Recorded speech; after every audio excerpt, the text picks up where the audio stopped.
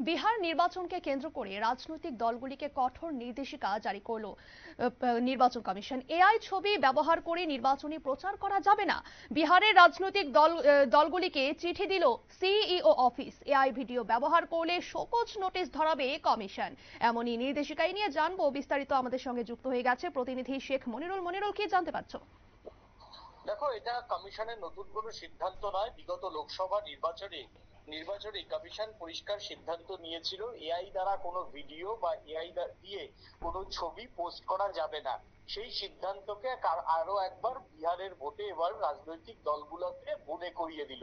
আজকে বিহারের যে সিইও অফিস, সেই সিইও অফিস থেকে আনুষ্ঠানিকভাবে প্রত্যেকটি যে বিহারের রাজনৈতিক দল রয়েছে যারা এই নির্বাচনে প্রতিদ্বন্দ্বিতা করবেন, ভারতের নতুন যে তথ্য প্রযুক্তি আইন অনুযায়ী এআই দ্বারা দিয়ে ভিডিও বানালে কি কি হতে পারে এবং সেটা শাস্তিযোগ্য অপরাধ হিসাবে ধরা হবে। এবং কোনো প্রার্থীরা, যে সমস্ত প্রার্থী হবেন, তারাও কোনো এআই দিয়ে কোনো ভিডিও বানিয়ে তারাও নিজেরা নির্বাচনী প্রচার করতে পারবে না বলে এটা কোনো নতুন ঘটনা নয়। আরো একবার কমিশন তোমার হচ্ছে মনে করিয়ে দিল সমস্ত রাজনৈতিক দলগুলিকে।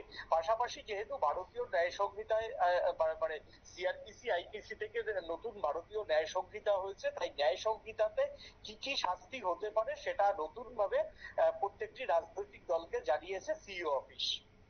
ধন্যবাদ মনিরুল। আপনারা শুনলেন।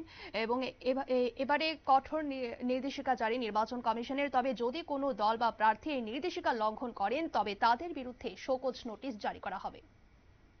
নিয়ে নিচ্ছে ছোট্ট একটি বিজ্ঞাপন বিরতি, সঙ্গে থাকুন।